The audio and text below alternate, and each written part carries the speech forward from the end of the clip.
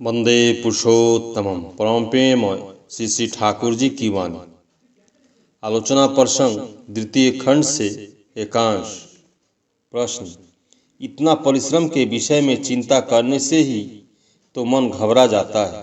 श्री श्री ठाकुर: क्या तो है इष्ट टांटी निभु निभु। केष्टोदा ने पूरे छंदों की आवृत्ति करते हुए कहा। इष्ट टांटी निभु निभु बाधाए नाजेहाल एमन होले देखिस खुजे कोथाय कामेर जाल। अर्थात इष्ट के प्रति जहाँ टान धीमी रहती है वही बाधा मनुष्य को लाचार बना देती है। जहाँ ऐसी अवस्था देखो वहाँ यह समझना कि काम के जाल में कहीं फंसा है। श्री श्री ठाकुर: मन क्यों घबराएगा, मन तो पागल बना रहेगा। बाधा विघ्न आते ही उसका सामना करने के लिए कमर कसकर तैयार हो जाएगा। ऐसी अवस्था में जब वह उठकर खड़ा ना हो तो उस समय समझना चाहिए कि किसी काम कामना के जाल में फंसा है। हंसते हुए: संभवतः तुम्हारे मन को सुंदरी की आंखों ने आकर्षित कर लिया है। काम नहीं बनने पर किसी भावना चिंता से उसी राज्य में विचरण कर रहे हो, कल्पना का पुल बांधे हो।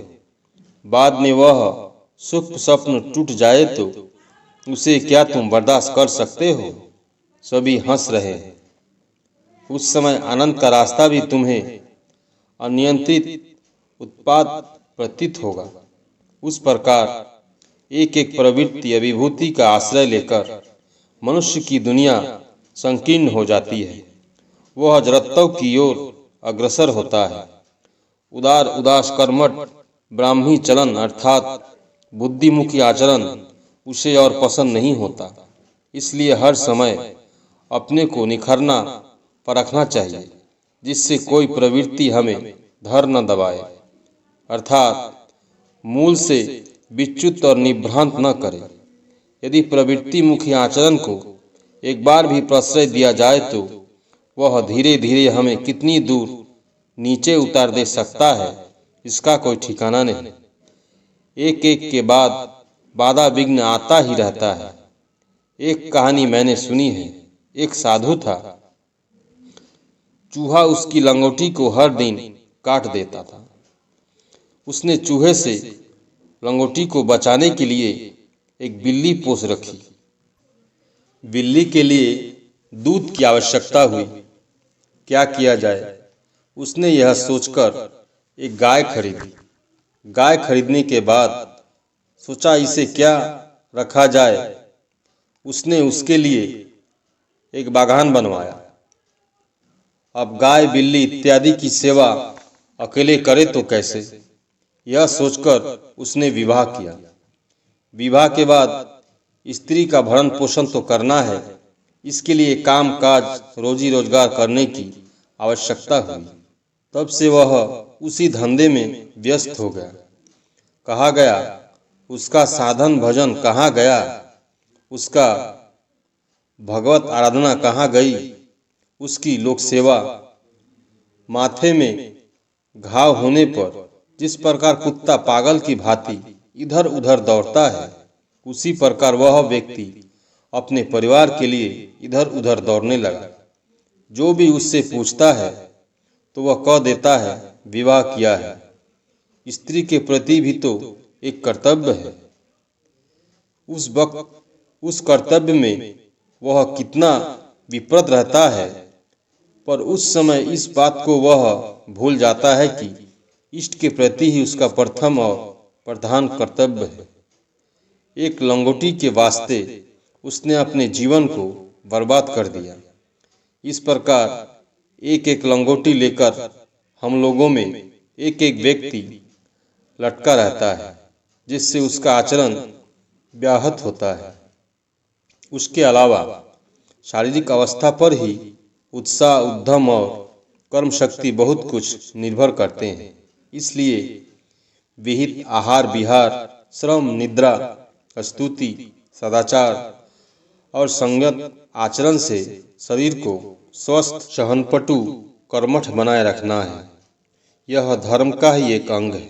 इसलिए कहा गया है, शरीर माध्यम खलु धर्म साधनम। एक भाई ने अपनी स्त्री और बच्चों के विषय में कहा कि वे जिद्दी और हृदयहीन हैं। श्री ठाकुर, यदि वे तुम्हारे प्रति सश्रद्ध हो उठे तभी उसका प्रतिकार हो सकता है। जब तक वे ऐसा नहीं बनते तब तक तुम लाख उपदेश देकर भी कुछ नहीं कर सकोगे। पर उनकी श्रद्धा और प्रेम की परवाह किए बिना यदि तुम अपने इष्ट को लेकर ही सक्रिय भाव से पागल बने रहे एवं वे यह समझे कि तुम एक ऐसी भूमि पर खड़े हो जहां तुम्हारा हृदय स्वतः भरपूर है, एकमात्र उनके मंगल के सिवा उनकी कोई आस नहीं रखते, फिर भी उनके प्रति जो तुम्हारा कर्तव्य है उसे बिना किसी नियोग या अभियोग के हृदय प्रसन्न चित्त से करते चले हो तो वे धीरे धीरे सुधर जाएंगे। निश्चय ही दो दंड तुम्हारा संग लाभ करने तथा सेवा करने के लिए वे लालायित हो उठेंगे।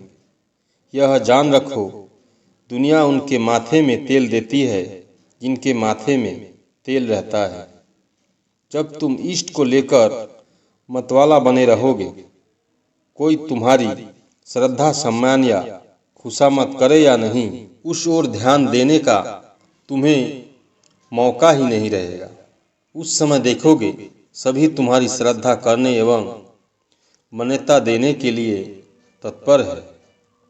जब तुम अपने पेट का धंधा भुलाकर सबों के पेट के धंधा में व्यस्त हो जाओगे, उस समय तुम्हें खिलाकर और देकर मनुष्य अपने को कृतार्थ समझेगा।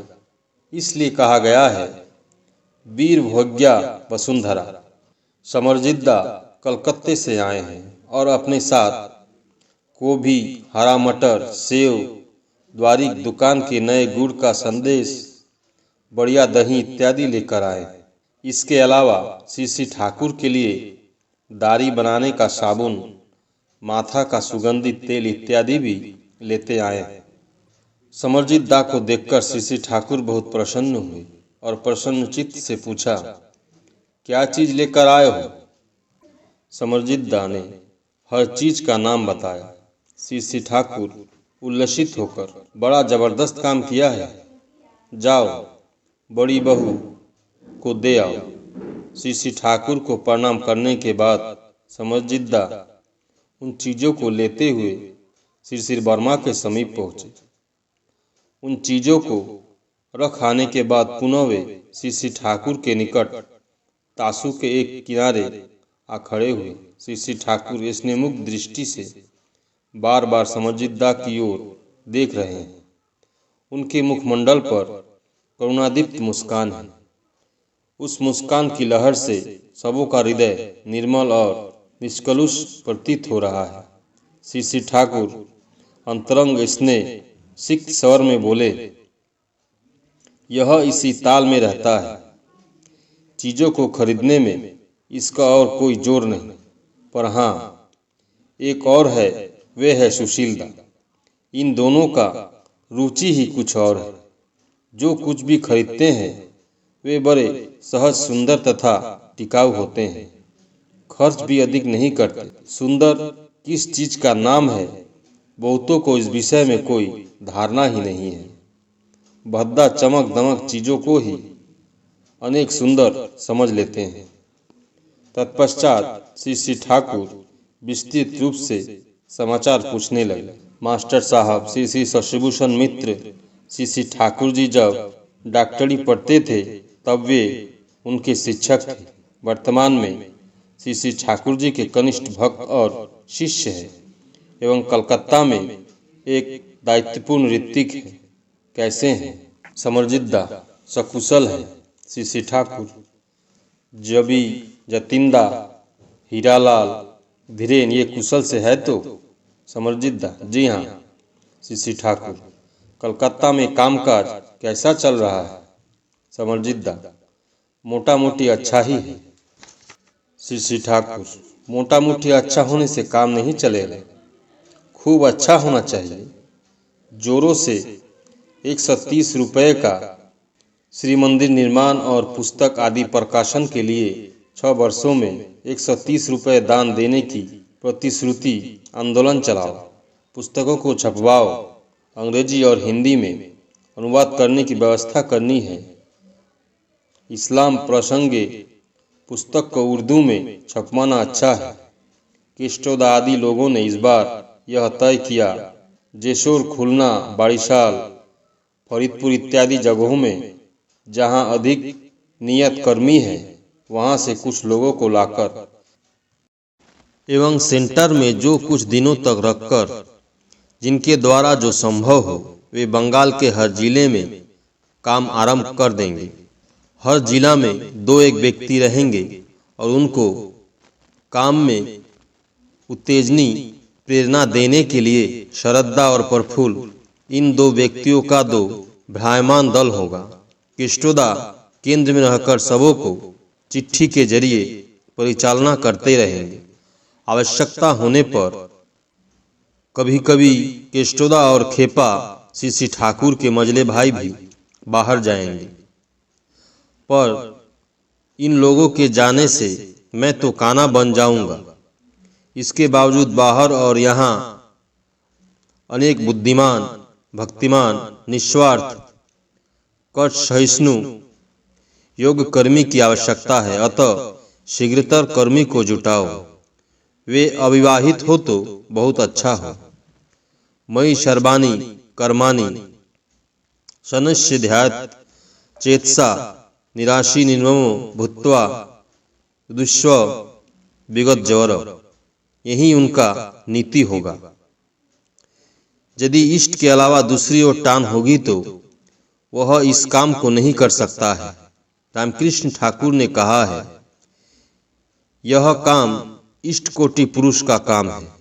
जिनके जीवन में इष्ट स्वार्थ, इष्ट प्रतिष्ठा स्वतः प्रधान है, वे ही इष्ट कोटि पुरुष होते हैं। ऐसे व्यक्ति किसी स्वार्थ चिंता में व्यक्तिक्रांत नहीं होते। सीसी ठाकुर की बातें सुनकर सभी उद्दीप्त हो उठे। सौर जगत, पृथ्वी, चंद्र, सूर्य इत्यादि विषयों की चर्चा चली। सीसी ठाकुर ने भूचित्रावली मांगा। केस्टोदा के घर से लाया गया। अमावस्या में चंद्रमा क्यों नहीं दिखाई पड़ता है? सीसी ठाकुर ने भूचित्रावली दिखाते हुए इस विषय में समझाया। बाद में बोले, सौर जगत यह कहा जाता है। बाद में बोले, सौर जगत यह कह रहा है, हे मनुष्य, तुम मूल केंद्र की ओर देखते हुए उन्हें अनुसरण करते हुए चलो। कष्टच्युत नहीं होगे, गतिशील शक्ति पाओगे। रंगीन वृत्ति अहंग से मत चलो, अन्यथा किसी व्यक्ति या किसी चीज की सही रूप में नहीं देख सकते, नहीं समझ सकते। अपनी विकृत धारणा को ही सर्वत्र देखोगे, किंतु सत्ता में रंगाया अहंग यदि रहे तो अस्तित्व, ज्ञान और तुम्हारा बोध अटूट रहेगा। शरद्दा ने सूक्ष्म कला के विषय में चर्चा चलाई। सीसी ठाकुर, आनंद और स्फूर्ति का प्रकाश ही है कला, और उसे सुंदर, सरल, हृदय मनोग्राही जीवन के लिए हितकर होना चाहिए। मनुष्य की इंद्रियों के लिए एक प्रतिकार आवेदन रहे, किंतु इसका मतलब यह नहीं है मनुष्य को इंद्रिय प्रयाण या इंद्रिय परवश बना देने में प्रेरणा दे। प्रत्युत वह इंद्रियादि और जगत की सारी चीजों के अधीश्वर बनने की प्रेरणा मनुष्य को देगी। उसे यह देगी आशा, भरोसा, उद्दीपना। मनुष्य के जीवन, मनुष्य के संसार, मनुष्य के समाज को नए ढंग का, सुंदर एवं उन्नतर बनने का सक्रिय स्वप्न। इसलिए हमारे सांस्कृतिक साहित्य में दुखांत नाटक का समादर नहीं है। दुखांत है जीवन की विकलता का प्रकाश। ऐसे अनेक शक्तिशाली लेखक और कलाकार हैं जो दुखांत परिणति पर एक आसक्ति पैदा कर दे सकते हैं, किंतु वह सर्वनाशक होता है। उस समय मनुष्य उसी भाव में बोलचाल करता है और उसी पथ पर अग्रसर होता है। बात हो ही रही है। उसी समय योगेंद्र समाचार पत्र लेकर पहुंचे। समाचार पत्र उस समय पढ़ा गया। श्री श्री ठाकुर आग्रह सहित युद्ध की खबरें सुनने लगे। परम प्रेममय श्री श्री ठाकुर सभी गुरु भाई एवं माँ को जय गुरु।